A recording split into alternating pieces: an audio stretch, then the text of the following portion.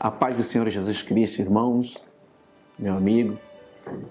É um prazer, é uma alegria poder estar aqui mais uma vez com você e sinto-me particularmente honrado, lisonjeado por Deus me dar o privilégio, a graça de poder entrar em contato com você nesse momento.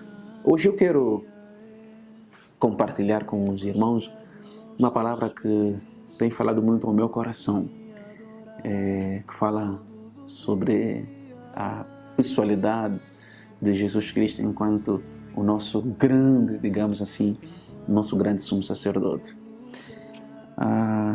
Hebreus capítulo 4, verso 14, 15 e 16, diz assim a palavra do Senhor: visto que temos um grande sumo sacerdote, Jesus, Filho de Deus, que penetrou nos céus, retenhamos firmemente a nossa confissão, porque não temos um sumo sacerdote que não possa compadecer-se das nossas fraquezas, porém um que, como nós, em tudo foi tentado, mas sem pecado.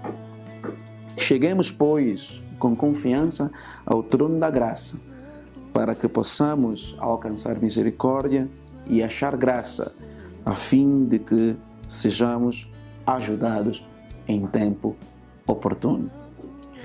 Talvez você não sabe, mas o livro de Hebreus, alguns autores dizem que foi o apóstolo Paulo quem escreveu, outros dizem que foi Barnabé, enfim, também não é o foco da nossa conversa aqui. Mas essa carta foi escrita aproximadamente no ano 68 depois de Cristo, e o objetivo pela qual ela foi escrita foi o facto de que muitos cristãos judeus haviam já se convertido ali naquela região da Palestina, e então eles estavam um pouquinho preocupados porque a perseguição já havia iniciado, a igreja estava a ser perseguida no contexto, né? E então eles se encontravam um pouquinho seguros, porque também muitos dos que haviam se convertido já ao cristianismo estavam, digamos assim, um pouquinho preocupados no sentido de tentar voltar às práticas antigas do judaísmo. Então, o autor dessa carta escreve com o objetivo de confortar os cristãos para não voltarem ao judaísmo, e, em segundo lugar, ele também escreve com o propósito de provar, mostrar que todas as coisas que aconteceram no Antigo Testamento, elas tinham um objetivo, que era remeter absolutamente tudo para Cristo, mas acima de tudo também ele demonstra que, evidentemente, tudo, absolutamente tudo, termina em Cristo Jesus. Na verdade, tudo começa em Cristo Jesus, né? Todas as coisas foram feitas por meio dele, e absolutamente nada do que foi feito sem ele se fez. É o que as Escrituras Sagradas nos dizem em relação a Jesus Cristo.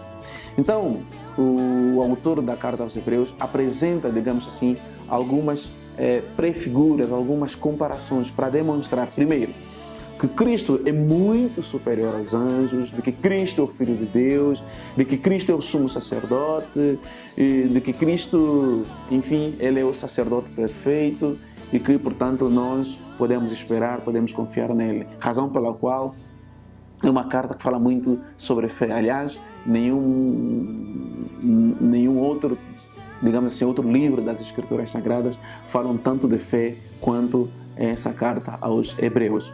Então aqui você vai encontrar muitas comparações. Por exemplo, o autor vai comparar o tipo de ministério que Moisés exerceu em relação a Jesus, vai comparar o sacerdócio de Arão em relação ao sacerdócio de Jesus, vai comparar o sacerdócio de Melquisedeque em relação ao sacerdócio de Jesus, e a conclusão que se vai chegar é que não há dúvidas nenhumas que Jesus Cristo é superior a tudo, absolutamente tudo que existe, a tudo que existe, tudo que sempre foi no mundo, na humanidade, que seja. Mas eu fico particularmente lisonjeado com esse texto que está aqui nesse capítulo 4, o texto que nós lemos, capítulo 14, 15 e 16. onde o autor traz para nós uma síntese em relação ao sacerdócio de Jesus Cristo, comparativamente a outros sacerdotes que já haviam existido. Se você não sabe, mas no Antigo Testamento, particularmente no livro de Êxodo, aí os últimos capítulos, Levíticos, enfim, você vai ver Deus chamando Moisés, dando para ele instruções para que o tabernáculo fosse construído e tudo meticulosamente, né? O tabernáculo nada mais era do que uma tenda com medidas próprias. Lá dentro estava a Arca da Aliança, tudo feito sob medida, ouro puro, enfim, que Deus havia instruído para que o povo construísse sob a liderança de Moisés, com o objetivo primário de ensinar o povo de Israel, o povo hebreu, no caso, a adorar, exaltar e glorificar a Deus. E o tabernáculo era muito interessante. Tinha a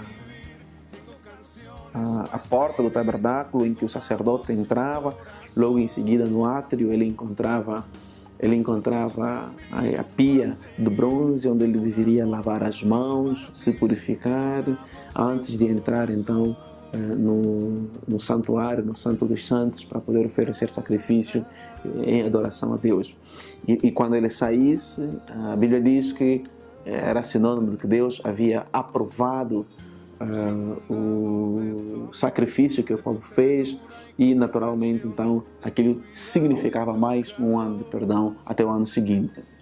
Então era mais ou menos essa a função do sacerdote, era entrar no templo, oferecer sacrifícios, pedir perdão a Deus pelos pecados que a nação havia cometido ao longo daquele ano que passou, e então Deus ele respondia a oração feita pelo sacerdote, quando muitas vezes mandava vir fogo que consumia o holocausto, que consumia a oferta que o povo então havia dado. E quem instruía todo esse cerimonial, digamos assim, era justamente o sacerdote. Mas aqui o que a Bíblia está nos mostrando é que nós, primeiro, não precisamos mais de um grande sumo sacerdote, não precisamos mais de um templo, não precisamos mais de um lugar geográfico para que nós possamos oferecer sacrifícios, para que nós possamos cultuar, para que nós possamos adorar, para que nós possamos louvar, glorificar ao Senhor Jesus Cristo. A única regra é que nós nos submetamos única e exclusivamente ao sacerdócio de Jesus Cristo. É por isso que Jesus é apresentado aqui como o sacerdote mais perfeito, mais excelente, que uma vez por toda ele apresentou um sacrifício, isto é, a sua própria vida, o seu próprio sangue, para que nós, de uma vez por todas, pudéssemos ter os nossos pecados perdoados. E olha, meus queridos irmãos, a graça de Deus, o sacerdócio de Jesus é tão perfeito, é tão completo, que um sacrifício único teve o condão de alcançar tanto os pecados passados da humanidade, os presentes e ainda por cima os pecados futuros que porventura a humanidade irá cometer, que nós iremos cometer. Sem sombras de dúvidas, o sacrifício de Jesus Cristo na cruz do Calvário, o sacerdócio de Jesus Cristo na cruz do Calvário é muito mais excelente, é muito mais perfeito do que qualquer outro sacrifício, do que qualquer outro sacerdote porventura terá oferecido, terá feito a Deus. Então é isso que a Bíblia diz. Nós temos um grande sumo sacerdote, Jesus Cristo, o Filho de Deus, que penetrou nos céus, ou seja, está a dizer que Jesus Cristo ofereceu sacrifício a Deus por nós, ele ressuscitou e ele hoje está assentado à destra de Deus, o Pai, nos céus. Então, retenhamos firmemente a nossa confissão. Que confissão é essa? Que confissão é essa que o autor está aqui a falar? Essa confissão refere-se única e exclusivamente ao facto de que em Deus todas as coisas elas são cumpridas, de que em Deus, de facto, nós temos ao Senhor Jesus Cristo como o nosso sumo sacerdote e, portanto, não precisamos ter medo, que nós temos que confessar isso o tempo todo, que Jesus Cristo é o Senhor, que Ele é o nosso sumo sacerdote e que nele, absolutamente nele, todas as coisas são feitas perfeitas. Não temos um sumo sacerdote que não possa compadecer-se das nossas fraquezas. No Antigo Testamento, é claro que o sacerdote entrava no templo, entrava no tabernáculo e oferecia sacrifícios a Deus pelo perdão dos pecados. Mas você sabe que as pessoas, para alcançarem a graça de Deus, elas precisavam cumprir padrões, rituais que estavam estabelecidos na lei, na Torá, para que Deus então pudesse perdoar os seus pecados. Eles precisavam se submeter a esse conjunto de rituais que Deus havia exigido que eles de facto observassem para que seus pecados fossem perdoados. E tem uma outra coisa. Embora o sacerdote era responsável por isso, mas o sacrifício que era feito pelo sacerdote não tinha, digamos, o condão de fazer com que o próprio sacerdote se compadecesse do povo. Não, quem se compadecia do povo era o próprio Deus. Quando Deus recebia as ofertas, os holocaustos, né? E assim então Deus perdoava o pecado. Mas o sacerdote em si era, digamos, apenas e tão somente um instrumento, um meio a ser usado. Mas no caso de Jesus Cristo é diferente.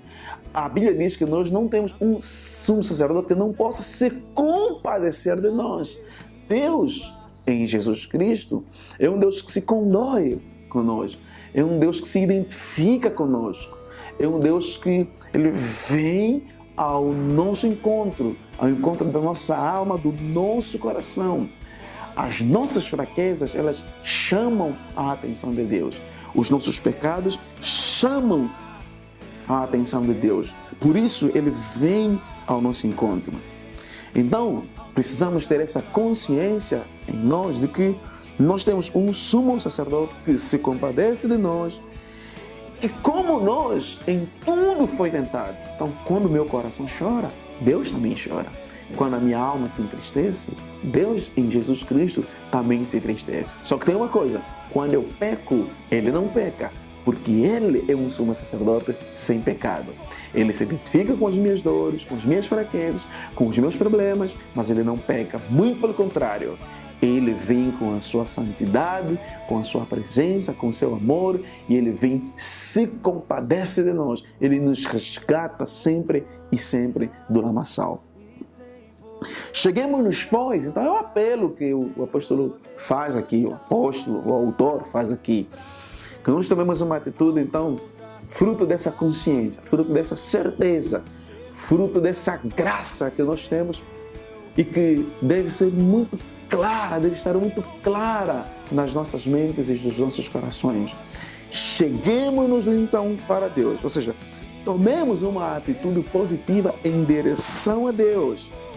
Mas não de qualquer maneira, com confiança, com fé, com alegria, com a nossa alma em paz, com o nosso coração feliz, alegres, sabendo que nós vamos chegar até o trono da graça.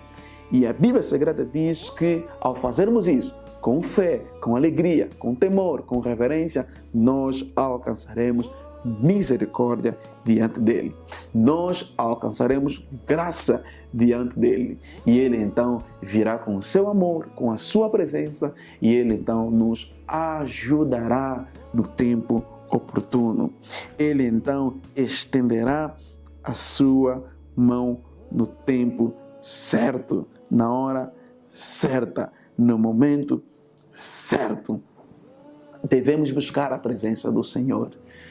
Devemos buscar a sua paz, seu amor, a sua luz, a sua bênção, para que Ele, então, esteja sempre ao nosso lado, fale sempre ao nosso coração. Ele está sempre ao nosso lado, mas para que Ele sempre fale ao nosso coração de tal sorte que nós possamos ouvir a sua voz. Queria que você fechasse os teus olhos. Vamos orar e agradecer a Deus por esse momento espetacular. Pai querido, nós queremos te louvar e te agradecer, Senhor, pelo teu sacrifício sem igual realizado na cruz do Calvário. Queremos te louvar, Senhor, pelo teu sacerdócio mais do que perfeito, especial. Queremos te louvar, Senhor, sabendo que a tua paz, a tua alegria, ela cobre, inunda os nossos corações, as nossas almas e espírito. Muito obrigado pelo Senhor ser o grande sumo sacerdote, que uma vez por todas o Senhor entrou, ó Deus, no Santo dos Santos, oferecendo-se a si mesmo por sacrifício, para que nós pudéssemos ser perdoados, lavados, redimidos pelo teu sangue. Obrigado por o Senhor é o sumo sacerdote. Tu estás nos céus, intercedendo por nós. O Senhor nos ama. Que essa consciência, certeza habite sempre em nós e que nós sigamos sempre ante a tua presença, ante o Senhor. E que nós, ó Deus, possamos sempre te louvar e te agradecer. Em nome de Jesus. Amém. Deus abençoe você. Deus abençoe Angola. Deus abençoe o seu coração. A paz do Senhor Jesus Cristo.